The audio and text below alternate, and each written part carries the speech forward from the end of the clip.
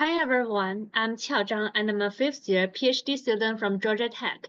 In this talk, I'm going to present our recent work on developing a multiplayer collaborative game called Death Adventure, using it as the environment to host a human-AI teaming competition and explorations on teaming performance between human-only teams and human-AI hybrid teams. AI is around us, from a Roomba mopping floor to a food delivery robot rushing for an order. Nowadays, with the emergence of large language models, personal assistants and chatbots are prevalent in every walks of life. AI has also been used in multiple scenarios, such as assisted diagnosis system, non-player characters in games, self-driving cars, recommendation systems, and more.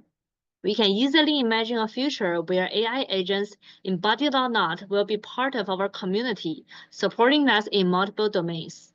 There are certainly a lot of games and game-like environments that researchers use as environments to train and evaluate AI algorithms.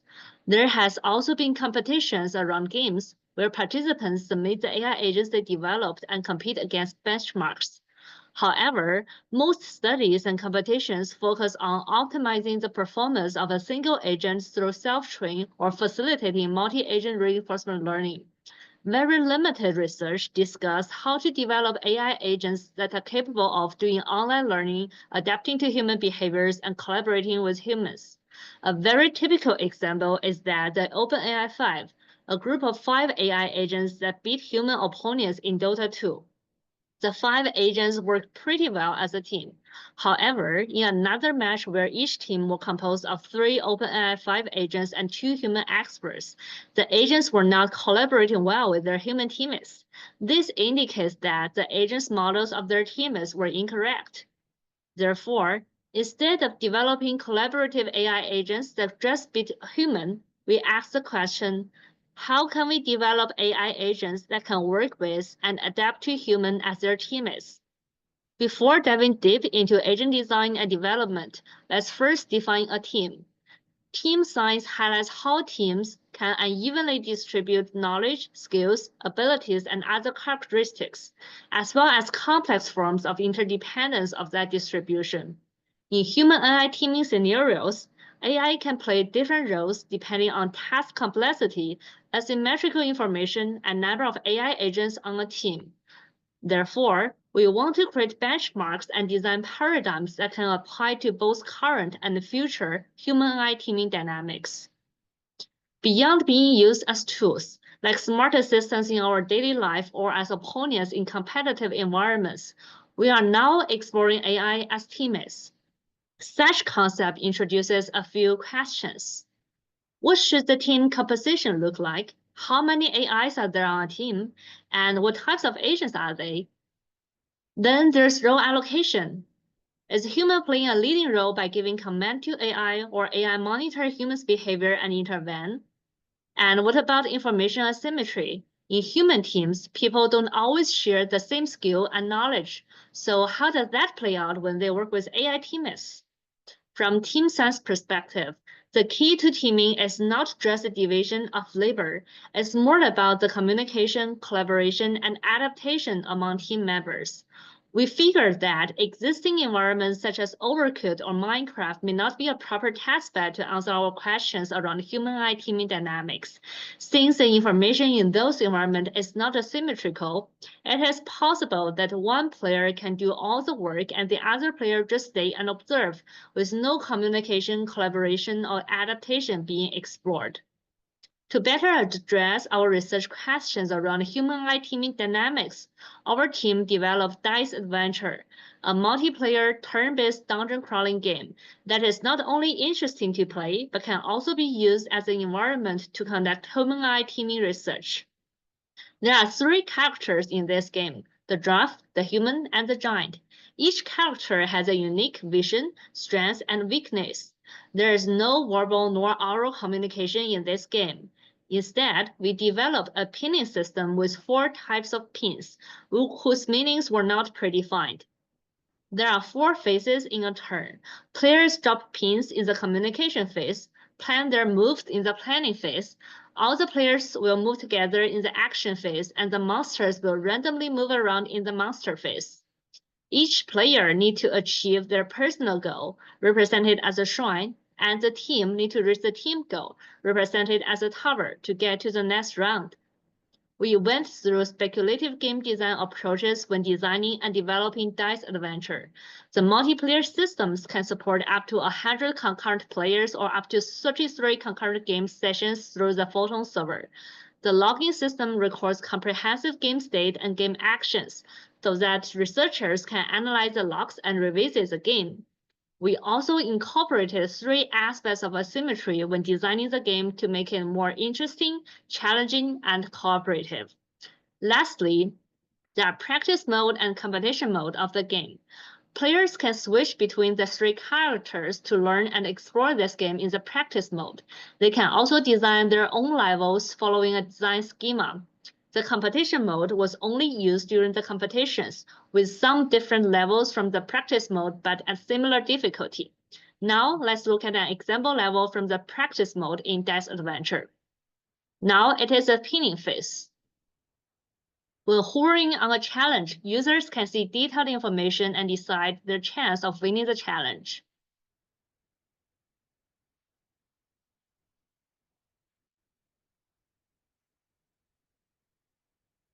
The players can decide if they want to use the action points shown as a yellow diamond to place pins on the map.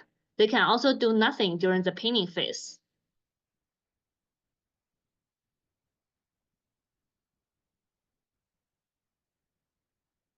When all the players submitted their pins, the team will move on to the planning phase.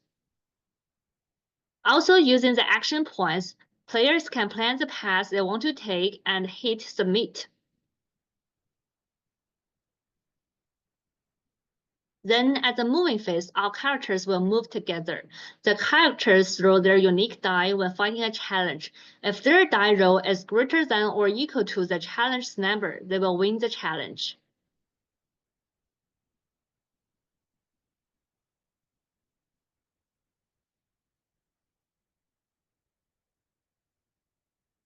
To provide an easy way for users to interface agents with our game, we developed a custom OpenAI Gymnasium environment that supports connection to the Unity all-platform build of the game. In addition, we also released a low-fidelity 2D Python version of the game to support efficient agent training. The environment supports standard off-the-shelf reinforcement learning models from the stable baseline 3 Python package. Users can also directly interface with the game environment by accessing the game state and send actions, allowing them to train other types of non-RL agents. We released a local build and a WebGL build of the game, and we also provided 2 baseline agents, a proximal policy optimization agent, and a hierarchical task network agent for people to play with. With the game, the training environment, and the baseline agents, we hosted a competition at Conference on Games in 2024. There were 2 tracks of the competition. Participants can submit their agents to the agent development track, and they can also attend the player track to play with other human players or agents. Using the competition as an opportunity, we ran a pilot study with competition participants by organizing an in-person hackathon at Georgia Tech and hosted an online matchmaking event for 12 days. We developed a matchmaking system that can randomly create teams with 1 AI agent or 2 AI agents with equal probability. Then we ran a separate session for all human teams where AI agents were disabled. Here is a workflow of the matchmaking system. Human players enter the game, match with other players or agents, receive a random assignment of their roles, play the game for multiple levels, then do a short survey to evaluate their teammates. As the theme of our competition is human AI teaming, so we were not evaluating the submitted agents separately by running against benchmarks. Instead, we wanted to randomly assign agents to players who signed up for the player track. We use a scoring function to calculate the team score. For each level, the team has a basic score and a bonus score. The basic score is 100 multiplied by a decaying factor to the power of the number of rounds the team took. We use 0.095 as a decaying factor during the competition. For example, if a team took 4 rounds to clear a level, the basic score would be 100 multiplied by 0.95 to the power of 4. The bonus score is calculated based on each character's remaining health at the end of the level. If a character respawns in a level, it will get no bonus score for the level. Then the total score of a team is the sum of their level scores for the levels they have cleared.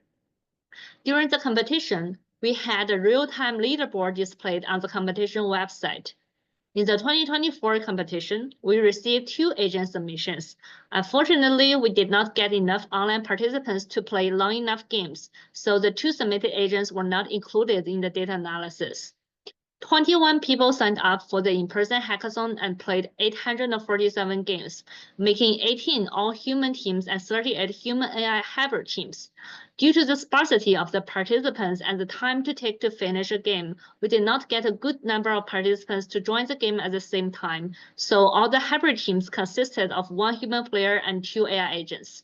We have fixed this issue by extending the waiting room time for players to get matched with other players before randomly assigning an AI agent to them. The RL agent was removed during the unofficial testing run due to low performance, and we only use the HTN agent for the competition. Now I will share a few preliminary results. Table 1 presents the summary statistics on team scores and team performance. All human teams averagely perform better than hybrid teams by clearing more levels and achieving higher scores. Table 2 and Table 3 display the number of teams that cleared each level in the game.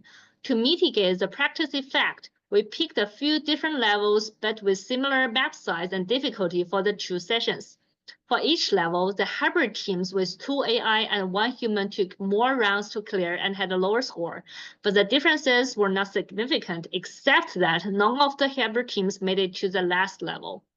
To better understand how the teams in different sessions performed, we calculated the proportion of teams that cleared each number of levels from 1 to 6, as shown in Table 4. Similarly, we only found significant difference between the number of teams that cleared 6 levels. We observed the participants as they play and could tell that different teams were using the pins very differently. We hosted a discussion session and asked participants to share their strategies after the competition. People say that on all human teams, they were able to identify if their heuristics of using the pins was different from their teammates. However, they think that the agent was not using the pin consistently and that made them confused. This motivates us to modify the HTN baseline agent by incorporating human-level strategy. From this competition and the study, we introduced human-AI teaming to people from different backgrounds in an engaging and interactive way. We built a game that is not only interesting to play, but can also be used as an environment for researchers conducting human-AI related or teaming studies in general.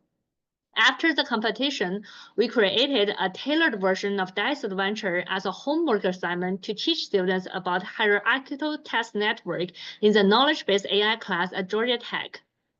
The 2024 competition has completed, but our explorations on human-AI teaming have not ended.